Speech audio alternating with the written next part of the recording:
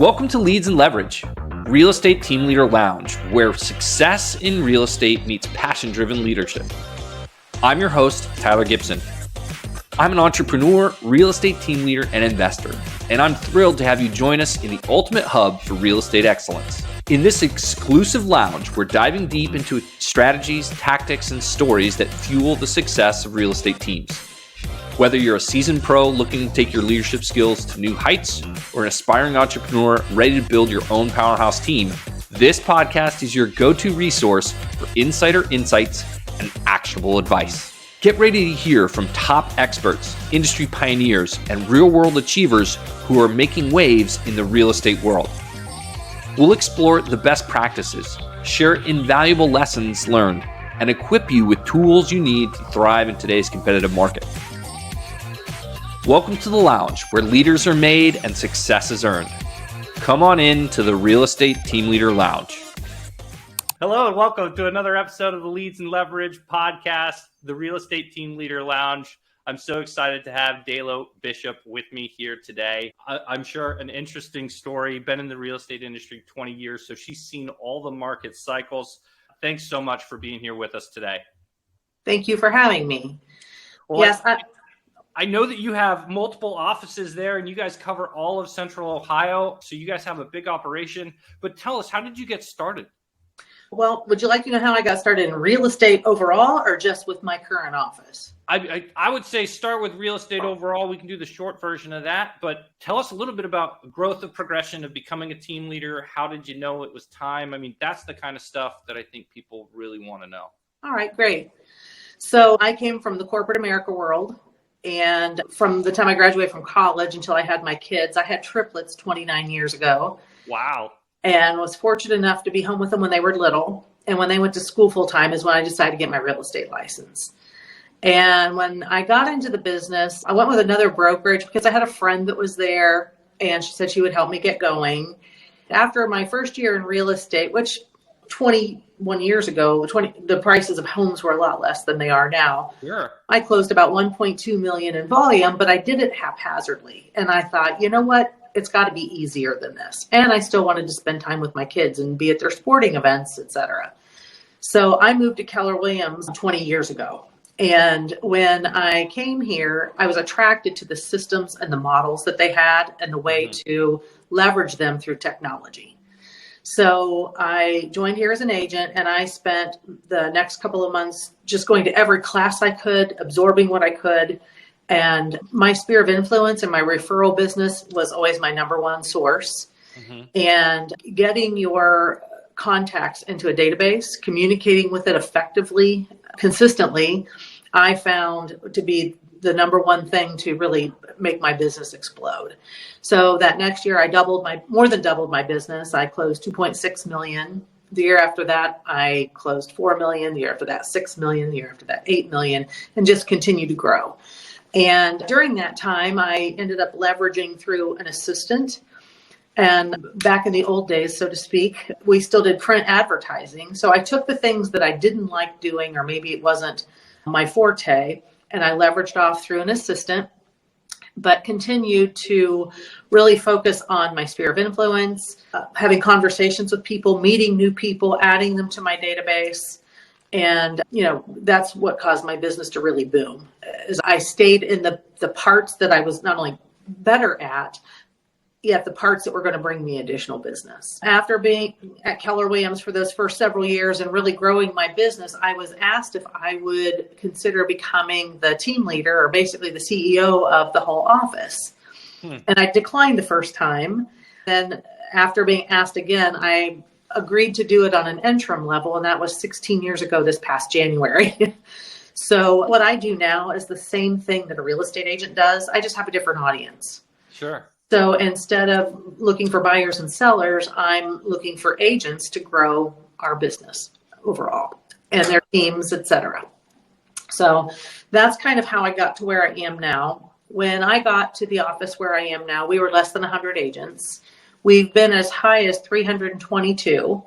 And we are now just a little less than 300. With the way the real estate market's been the last year, some people discovered that, wasn't maybe the business for them. It's been a challenging market the last couple of years. I live in Central Ohio. Our main office is in Columbus. If you're familiar with the Easton area, it's kind of a destination. It's fairly close to the airport, and there's a big shopping mall and a lot around here. Okay. We have satellite offices, and you may have heard of this thing called Intel. It's getting ready to happen to Central Ohio. They're building the largest chips manufacturing plant in the world here, which provides all the chips for computers, for cars, for you name it. And therefore, Central Ohio is in a huge growth span. And we have an office in Johnstown, Ohio, which is close to where this chips manufacturing plant is going to be built. We acquired a brokerage there last October. Wow. In addition to that, Granville, Ohio, which is not very far out from there, it's where Denison University is. We have an office there, which we've had for 15 years. I have an office in Pataskala, Ohio, which again skirts around where Intel is located in Licking County. And then I have 2 offices in Lancaster, Ohio, which is southeast of Columbus. We acquired a brokerage down there during the pandemic of all times. And because of our growth down there, we didn't have enough space in the location we were in, so we added a second location. So we have 6 offices in total. That's incredible. What would you attribute all that growth to? What's been one of the main things that's allowed you guys to expand so much? Well, Keller Williams provides the foundation for agents for their businesses, systems, models, training, culture to go along with it. And, every office is a little different in how they execute. And I have to say my team executes at a very high level. They've all been with me for a long period of time. The shortest amount of time for someone has been 6 years. The highest amount of time has been 10, a little over 10. And so we've developed an onboarding program so that when we bring agents on, we not only provide the systems and so forth for them, but we actually implement alongside them. Because otherwise what we find out, either they don't implement, they implement incorrectly, or maybe they do half of it, not all of it. And so we want them to have all of those systems and models working for them day one. And the same systems and models that I used as an agent, we're making sure that they are implementing, getting their database set up, communicating with it on a regular basis, making sure their social media is crisscrossed to the technology so that they can leverage all of the technology that we provide to them, both from a marketing standpoint, a keep in contact type standpoint, Sure. Through executing all the way through the transaction. That's awesome. So I have lots of different questions. But I want to start with, tell me a little bit more about the onboarding. I love that you said that you guys implement. What does that look like, implementing alongside with them? So when we bring a new agent on board, we have an outside system that we use called Macromotus, and that way we can get all of the information we're going to need to set up their systems. Everything from their personal information, when their license will expire, so we can remind them to do their CE or renew their license, to their personal contact as far as in case of emergency who to get in touch with, their billing information, their bank accounts so we can auto deposit their checks, what they want their website to be, what they want their email address to be, what committees within our company that they want to be a part of. Maybe they like to socialize, so they want to be part of the social committee, or maybe they want to learn more about finance. They can be a member of our finance committee. It has everything encompassing in that link that we send them. And then they fill all that out. Then it automatically goes to my different staff members that take care of different things. And for instance, my front desk will send them an email welcoming them to the office, telling them how to get their key card, where their mailbox is, templates for ordering their business cards, and their name badges that they can wear, magnetic name badges they can wear out in the field. Sure. And then my systems person will send them links. She actually sets up all of their systems based on what they provided us. She sets up their initial orientation, which is 3 one-hour meetings. The first one is, here's what you have, here's how to use it, here's your homework, because we need your bio, we need information about you. Sure. Our Keller Williams has a relationship with Google. And so our Google Analytics are off the chart. And so we want to make sure that the agent maximizes that so that people find them. Maybe they have a niche, they speak another language. Maybe they're specializing in golf course communities or over 55 communities. So we want people to find them. So to make sure all that's set up properly. The second meeting is importing their contacts from wherever they have them, getting them set up on drip campaigns so that it's automated for the agent so they can use that as leverage. In addition, we have, it's called neighborhood nurture. So they get a snapshot of what's happening in their neighborhood every single month. And if they don't have a good database already put together to implement, it's implementing getting a database set up. I always tell new agents, don't pass go, don't collect $200 until you have 205 people in your database, name, phone number, email, and mailing address, and have them set up on drip campaign, because that's the secret sauce in this business. Tell me a little bit about that. So what is your thought process behind those 250 names, and what are you doing to those? What are you telling those new agents to go do to those 250 names? Well, that's the secret sauce. So I am curious. We have pre-set up drip campaigns, if you will, that they can utilize. They can customize them as much as they want. And we have hundreds of them, if not thousands, for them to choose from. And a variety of touches. Are you familiar with the Millionaire Real Estate Agent book? Very good. So it takes what is in there. It's always said that for every 12 people that you have that you are communicating with on a regular basis, that you should get 2 transactions per year. Well, now they're actually saying in the more difficult markets, it's for every 2 transactions per year.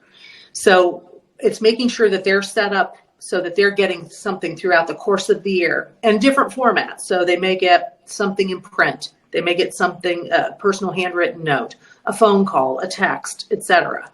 And like I said, the agent can customize it as much as they want, but it's making sure they have something like that set up. How many touches a year? Did you say that and I miss it? The Millionaire Real Estate Agent book always said to do 33, and now they've changed it to do 36 within a year. Okay. And then people that you don't know, that's for the people you have met at least once or have contact with.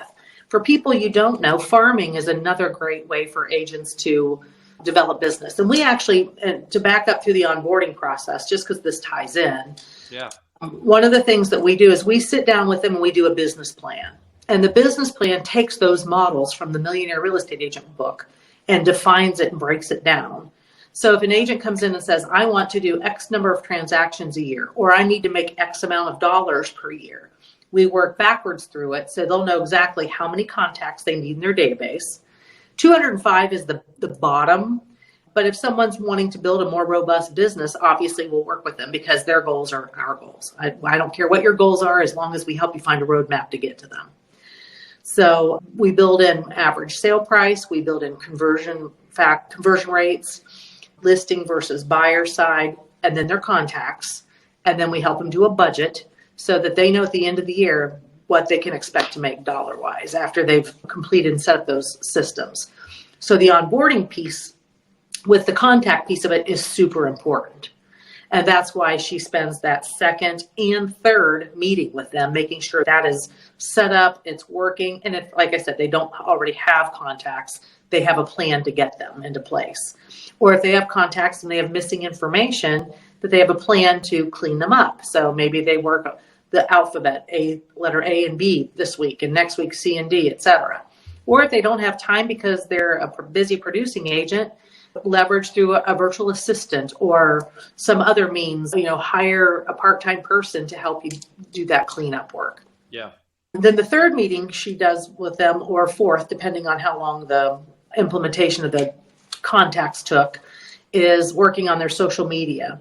Keller Williams has a partnership with Facebook. So the algorithms used for our agents, if they advertise, let's say a listing or maybe a stop paying rent type campaign on Facebook, if they do it through Command, which is our system, our technology, the algorithm is higher to bring them higher results.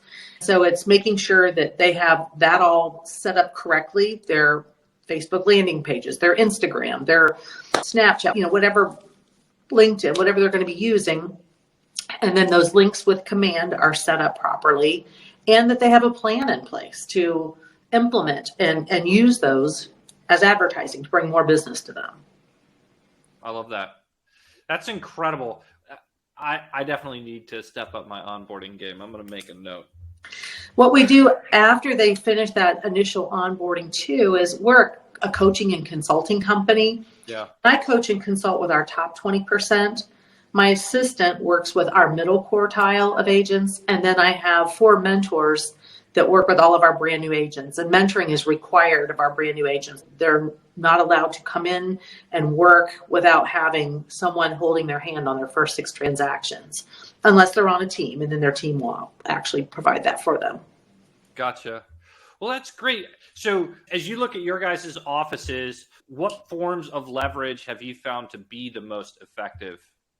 You know, we have a system for everything. My staff didn't like it, but years ago, I made them each create a book around their job.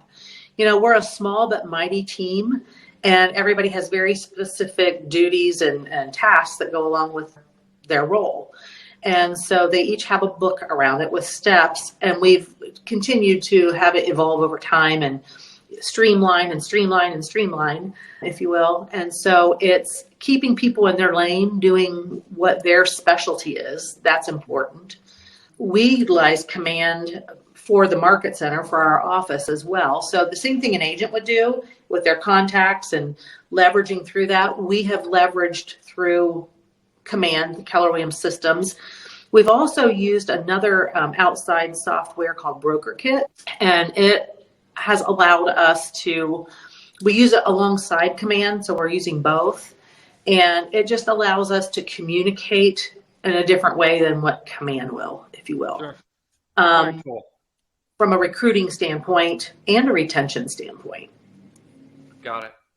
We have found that, you know, with agents, everybody's in a little different space.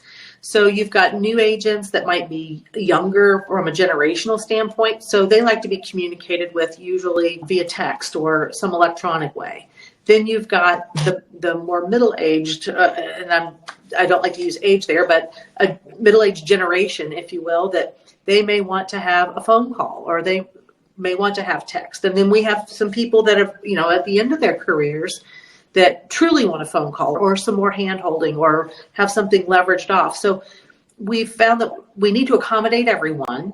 And in doing so, you know, we have to provide information, communication on all different levels. So we are using everything from text to social media to all calls to email to print advertising and even snail mail from time to time. Tell me what all calls is. I don't know that I've heard that term before. It's just the ability to do a recorded message that goes out to every single person in our office all at the same time.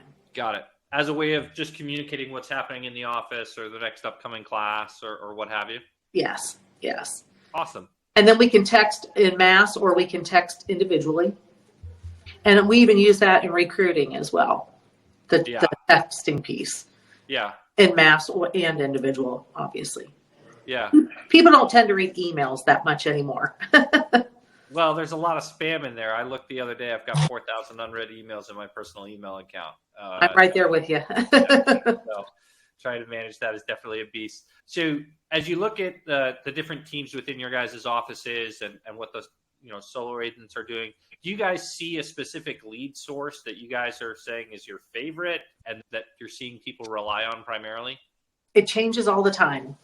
You know, your sphere is still number one. And the agents that are systematizing that, I have several agents that are using virtual assistants to help them keep that systemized and personal. That's huge. I have agents use events and have great success from that.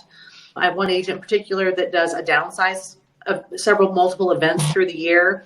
And she's got it down to a science where she has a team all around her.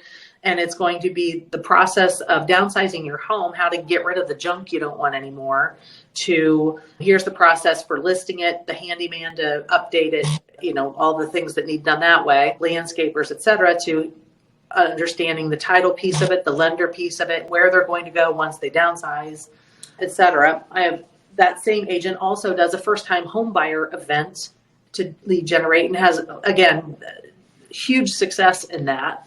Usually holds those at breweries or places where young people may be hanging out anyway, and leverages the process of buying a home. And again, has a team set up around that, from lender, inspector, title, the process from the agent standpoint, et cetera. To I have agents that do thank you parties. As soon as their clients are finished with the process, as the closing happens, they will set up a client or a housewarming party for them. And the agent does the invitation, so they're adding to their sphere of influence. They provide a food truck or some kind of venue for the refreshments. The lender or the agent provides the libations that go along with it. And they have everybody show up at the client's house. They make a couple of announcements, thank everybody, talk about the process. If they have questions, come see me before I leave, and then they take off, and the client has their party, all the refreshments provided, the invitations done, etc. Yeah, we do that. I do. One of my lender partners, he loves to do that. At the end of each closing, we tell our buyers, are you guys thinking about doing an open house? Because we'd love to sponsor it for you, and we can provide the food and refreshments. And we'll even go door knock your neighbors and invite your neighbors to come say hello and meet you, so that you can be welcome to the neighborhood you're moving into. Right. We have other client event, or agents have client events that are just big parties. One has a fall festival. Well, actually, several of them have fall festivals. Another one has a summertime party and has a band and food trucks, that kind of thing. They own a golf course. They do some golf games. They give out free golf rounds and that kind of thing. And I have another agent that he has a monthly happy hour and invites all the people in his sphere. 20 to 30 show up each time. They don't talk real estate, but he gets a lot of his business from that because he's in front of them. Yeah. So it's ways to network, be in front of your clients by either providing something fun or something of value for them. Yeah. We have agents that use lead sources. So Command, as I mentioned, which is Keller Williams' system, and that algorithm through Facebook that we get. I had an agent do a $35 ad spend on a new listing through Command to Facebook. Through that algorithm, over one weekend, got 177 leads, and their buyer's agent converted 5 buyer appointments out of it. So again, it was very economical for them to do it that way, but it's making sure our agents are using the systems that are leveraged, because again, agents are busy building relationships with people, as they should be. Yeah. So they may not be a systems person. They're a relationship-based person. So it's making sure that they have those set and working for them. Our agents some of them buy leads. They've used Zillow. They've used Realtor.com. They've used, Homes.com, a multitude of different resources.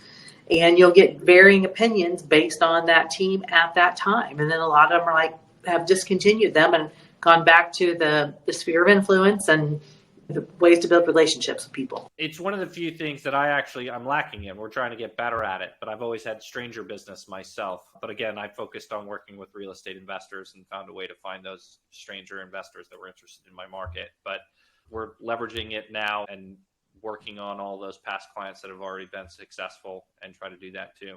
So one of our mortgage partners provides a system called the Mojo Dialer for our whole office. And they have a business coach that comes in here at least once a week or as often as needed. And he will train our agents to use it. It's free for them to use it. Once they're trained, they can use it from anywhere. And it allows them to dial up to 3 people at a time. It'll pull up all the phone numbers for a neighborhood, scrub it against the do not call list, which is super important. And agents use it for different reasons. They can call 3 people at a time. The first person that answers the phone is going to be in their ear, and they wear a headset when they do it. And then when they're done with that conversation, the next person is in their ear. They pre-record a message, so for anyone's voicemail that they get, it automatically leaves them a message, so they don't have to speak to each single person. It's highly effective lead generation. But I have seasoned agents that will come in and use that.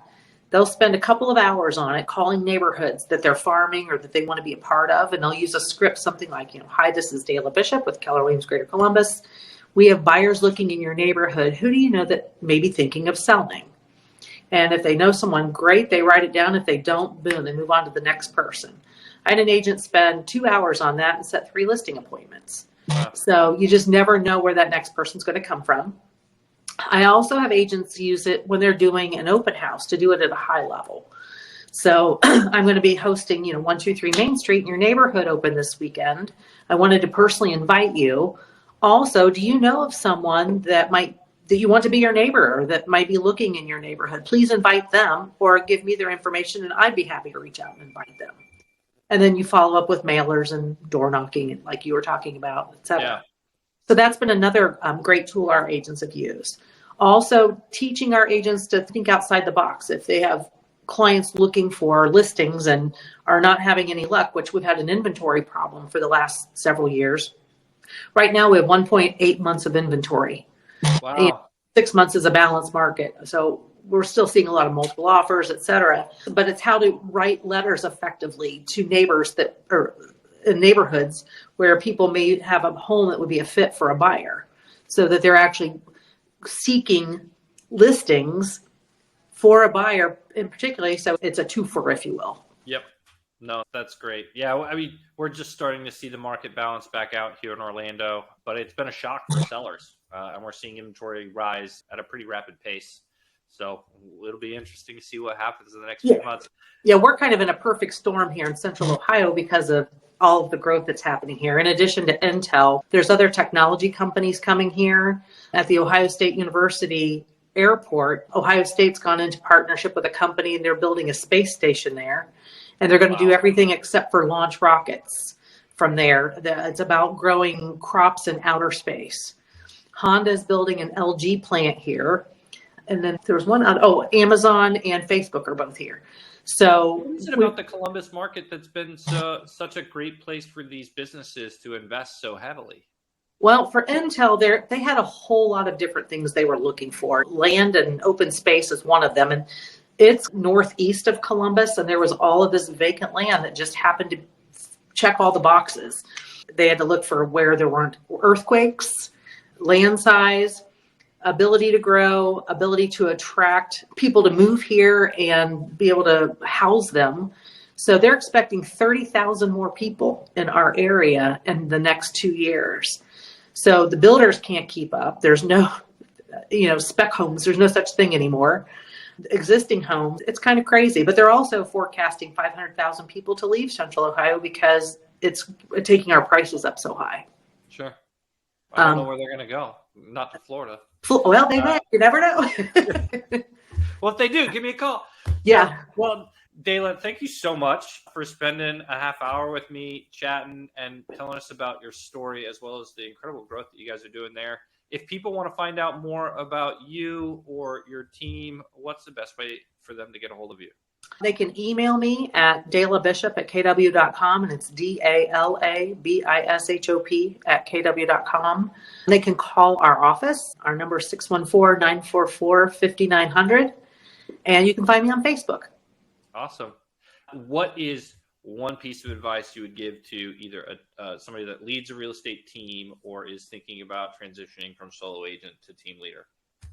You can't do everything yourself. Leverage is important. You need to figure out what you're good at and what you're not so good at. And the things you're not so good at or might put off or not do, those are the things you need to leverage to someone else, whether it be a person, a system, or a technology of some sort. And focus on the things that are going to bring you business, prioritize them based on what's income producing versus not. But make sure it all gets covered, just not by you. Yeah. Awesome. Well, thank you so much for being here. And for those of you that tuned in, thanks so much for watching. Join us next time on the Real Estate Team Leaders Lounge Leads and Leverage podcast. Thanks so much. Thank you. And that's a wrap for today's episode of Leads and Leverage. I hope you found our conversation insightful and actionable. Remember, success in real estate is not just about transactions. It's about the relationships you build, the teams you lead, and the impact you make in the lives of others. If you enjoyed today's episode and want to stay connected with our community of real estate leaders and entrepreneurs, be sure to subscribe to the podcast and leave us a review. Your feedback helps us bring you more valuable content and guests. Don't forget to visit our website, gpghome.com/leads and leverage for additional resources, show notes, and exclusive updates. You can also follow me on Instagram at real_talent Tyler Gibson to join the conversation and connect with like-minded individuals. See you next week.